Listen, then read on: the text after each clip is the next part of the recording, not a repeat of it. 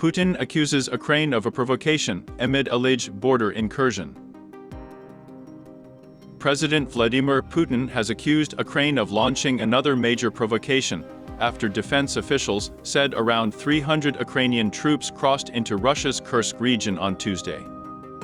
Fighting is reportedly ongoing in the area, as Moscow said troops supported by 11 tanks and more than 20 armored combat vehicles crossed the border near the town of Sudzha, 6 miles from the front line.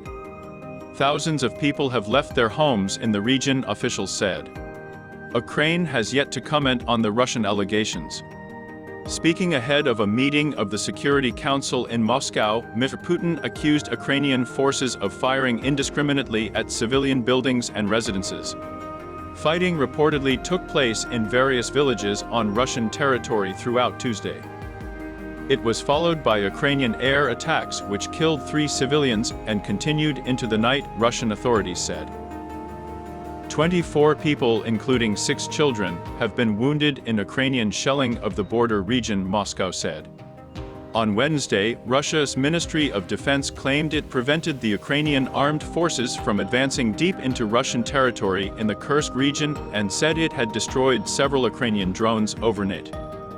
However, a number of air alerts continued to be issued in Kursk, where local authorities urged residents to limit their movements and all public events were cancelled. Footage posted online and verified by the base showed fighter jets flying low overhead in the region on Tuesday, with smoke rising from areas on the ground. The acting regional governor, Alexei Smirnov, said he had briefed Russian President Vladimir Putin about the situation, which he said was under control. Mr. Smirnov also said several thousand people had left areas of the region that were under attack and added doctors from Moscow and St. Petersburg were on their way to offer assistance. Kyiv has not yet commented on any of the reports about events in Kursk.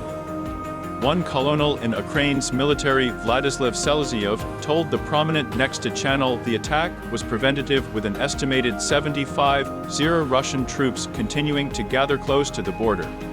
After a major cross-border incursion by Russia into the northeastern Kharkiv region in May, there had been fears Moscow would attempt the same into the Sumy region further north. With Ukraine now apparently capturing several settlements and highways the other way, those ambitions may well have been frustrated for now. But with Ukrainian forces already overstretched and outmanned, some military analysts are questioning the wisdom of such cross-border raids. This isn't the first incursion into Russia by fighters based in Ukraine. Some groups of anti-Kremlin Russians launched raids last year, which were repelled. The forces crossed into the Belgorod and Kursk regions again in March, where they engaged in clashes with Russian security forces.